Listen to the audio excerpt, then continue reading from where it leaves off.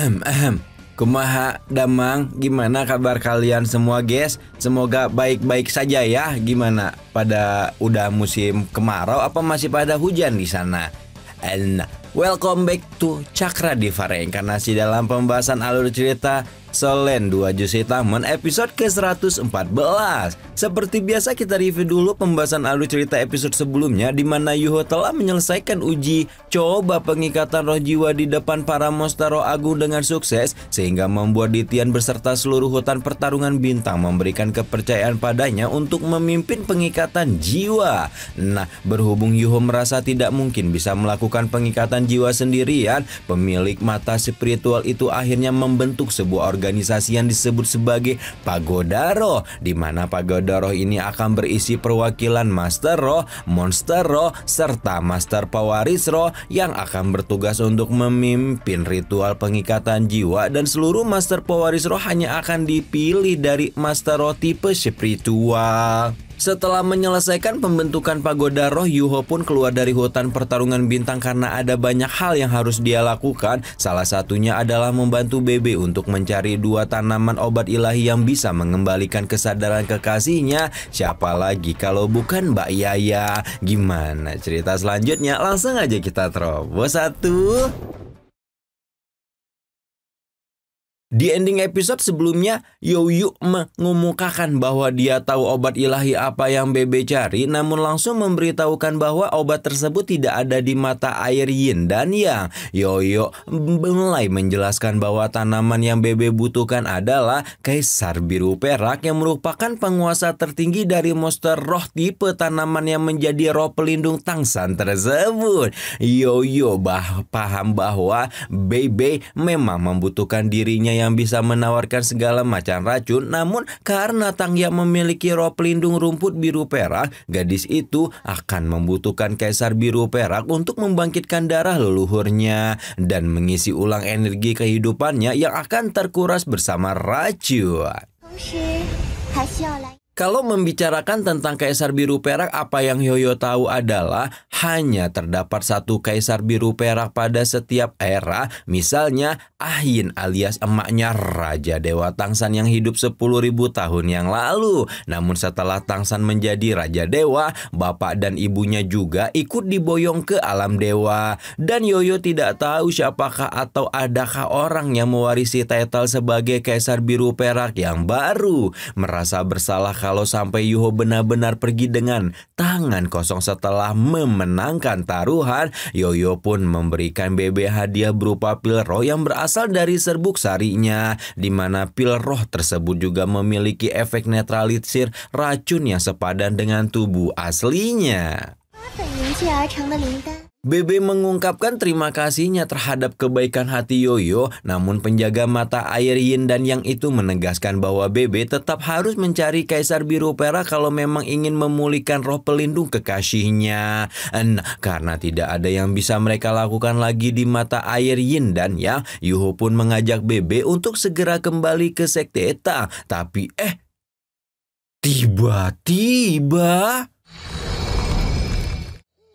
Tiba-tiba saja sebuah tanaman menakjubkan yang muncul dari dalam mata air Yin meminta Yuho untuk berhenti sebelum berkata bahwa dia ingin mengikuti pemuda itu. Tanaman yang baru saja muncul adalah rumput es Suan 8 sudut yang merupakan obat ilahi ratusan ribu tahun penghuni mata air es di tempat ini. Rumput es merasa sangat kesepian karena terkurung di mata air es api selama ratusan ribu tahun dan bercita-cita ingin menjadi manusia agar bisa melihat dunia luar. Ketika melihat Yuho datang untuk mengambil rumput merah patah hati dan dengan berani meminum mata air yang padahal sangat bertolak belakang dengan elemen aslinya, rumput es pun yakin bahwa pemuda ini akan menggenggam kejayaan.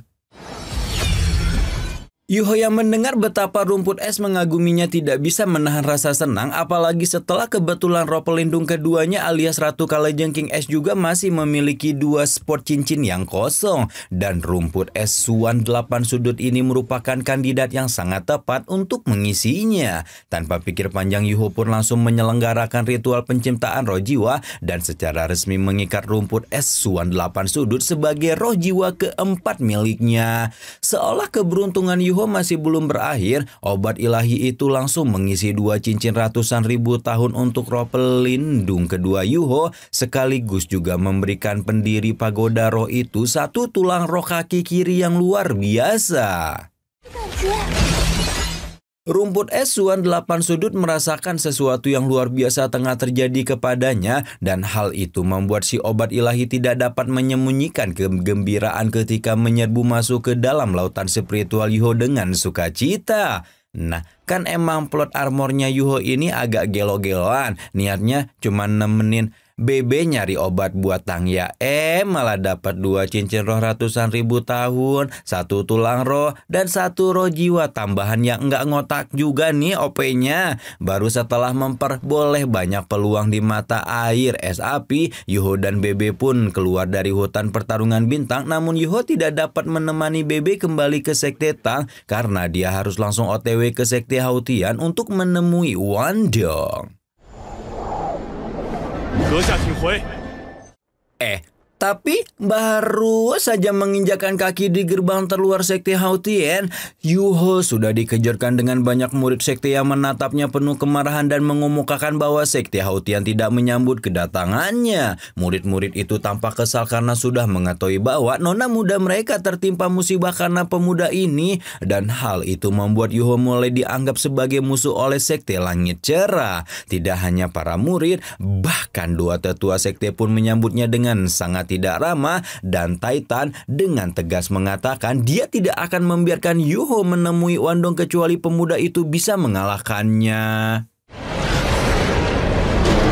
Yuho merasakan tekanan luar biasa ketika Titan berdiri di hadapannya, namun ketika wakil ketua Sekte Hautian itu berpikir bahwa Yuho sudah menyerah akan niatnya menemui Wandong, Yuho justru berkata bahwa dia akan berusaha sekuat tenaga melawan Titan apabila memang itu hal yang dibutuhkan agar dia bisa menemui Wandong. Yuho tahu bahwa wakil ketua Sekte Hautian ini memiliki kekuatan yang jauh lebih besar daripada dirinya, dan oleh karena itu juga dia langsung mengeluarkan kekuatan mata spiritual yang sekarang telah berevolusi menjadi mata Ashura sebagai wujud sejati roh bela diri miliknya. Karena memahami bahwa Yuho sudah kekeh ingin baku hantam, Titan juga tidak berniat untuk menahan diri ketika memunculkan 9 cincin rohnya yang mengerikan.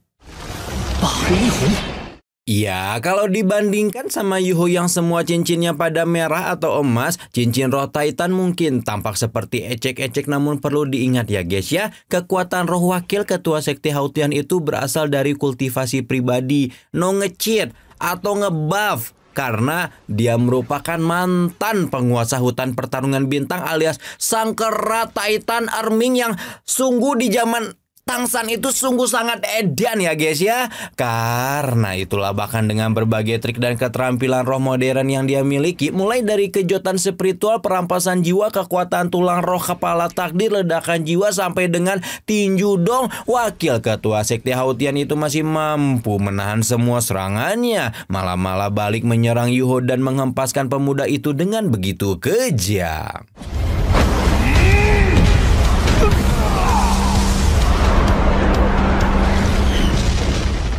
Yuho Auto dibuat babak belur ketika menerima tinju kera Titan full power dari Titan. Namun untungnya dia baru banget mendapatkan penghuni kos tambahan, di mana penghuni kos baru yang kita panggil aja dia Bajio, entah benar apa salah nih sebutannya. Dia ini adalah rumput es mistis 8 sudut yang merupakan tanaman obat ilahi berusia ratusan ribu tahun dan memiliki kekuatan untuk membantu tuan jiwanya untuk memulihkan diri dengan cepat.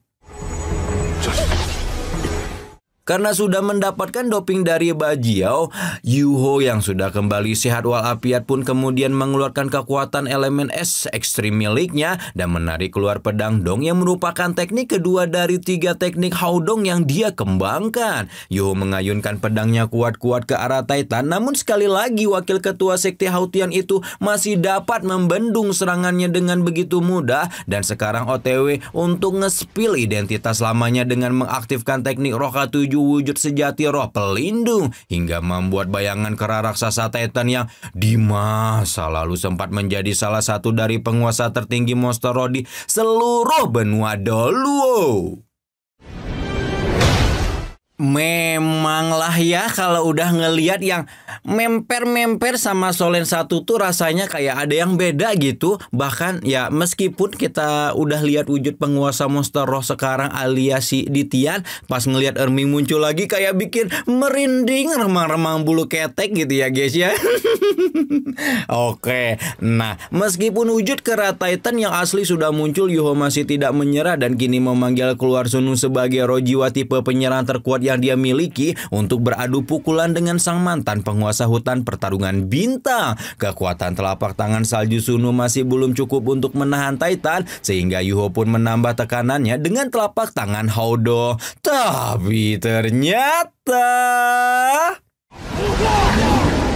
Tapi ternyata bahkan dengan serangan sang putri salju pun Titan masih tegak berdiri dan menghancurkan teknik-teknik tingkat tinggi Yuho dengan kekuatan tubuh fisiknya yang luar binasa. Merasa tidak cukup dengan menggunakan kekuatan cincin Sunu, Yuho pun memanggil Kaisar Kalajengking Es Bimbing sebagai wujud sejati roh pelindung keduanya dan membuat salah satu penguasa kutub utara itu menahan gempuran tinju Titan yang rasanya seperti bertarung dengan gunung berapi.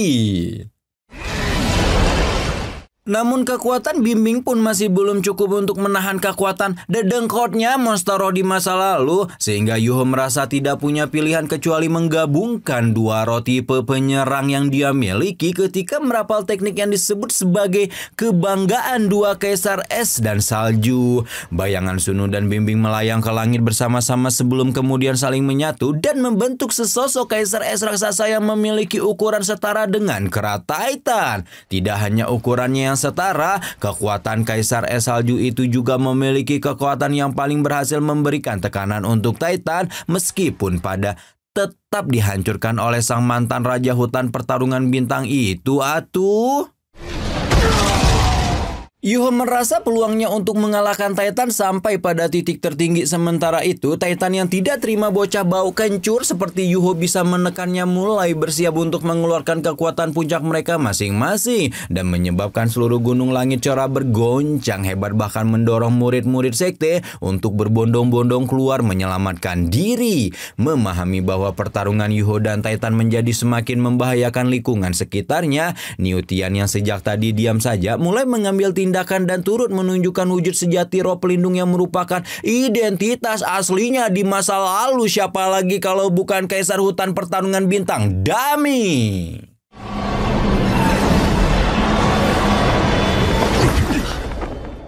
Akhirnya, Niutian pun menginterupsi dan menghentikan pertarungan sambil melemparkan pandangan kesal pada adiknya karena sepertinya terhanyut dalam suasana dan justru melupakan tujuan asli dari pertarungan ini. Titan hanya garuk-garuk kepala salting menerima teguran dari abangnya, sementara Niutian mengalihkan perhatian kepada Yuho dan memuji kemampuan pemuda yang bisa meladeni Titan padahal sudah mengeluarkan 30% kekuatannya. Yuho hanya terbagong-bagong ketika mendengar bahwa makhluk yang baru saja melakoni pertarungan dengannya itu baru mengeluarkan 30% kekuatannya. Jadi kita juga bisa menilai lah ya kayak apa gitu OP-nya monster roh zaman Tangsan dulu. Edan ini hodamnya Tangsan ya.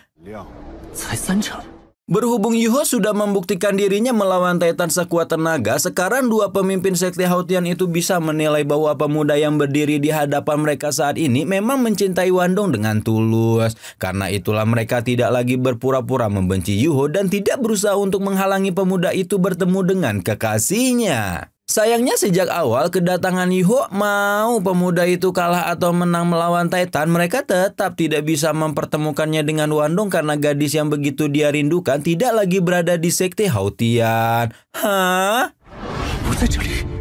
Niutian kemudian menjelaskan bahwa beberapa waktu setelah Wandong tertidur panjang, bapaknya alias si Tangsan mengirimkan surat dan memberitahukan metode untuk membangunkan putrinya. Dengan metode tersebut, Wandong yang telah lama jatuh dalam koma pun akhirnya terbangun, namun seolah pasti ada harga yang harus dibayar. Begitu Wandong bangun, dia langsung melupakan segalanya, termasuk juga Yuho. Meskipun begitu, Wandong sepertinya mengingat masa lalunya pas di alam dewa dan karena itulah dia juga sudah menggunakan nama aslinya dan sekarang pergi entah kemana. Nah, hal yang sangat mengejutkan adalah Yuho bukannya tampak sedih, kecewa, atau terpukul. Namun pemuda itu malah terlihat begitu senang padahal baru saja mendapat kabar bahwa Wandong melupakannya. Yuho mengemukakan kalau dia sedih, namun kesedihan itu tidak dapat dibandingkan dengan kegembiraannya ketika mendengar bahwa Wandong bangun dari tidur panjangnya. Lebih dari itu, Yuho sudah berambisi bahwa tidak peduli dimanapun kekasihnya dan siapapun identitas aslinya, Yuho pasti akan menemukan Wandong dan mengembalikan ingatannya. Berita tentang bangunnya Wandong membuat Yuho sangat senang dan memutuskan untuk pergi ke makam ibunya demi membahagiakan kabar menyenangkan tersebut. Namun ketika Yuho sampai di makam ibunya, ternyata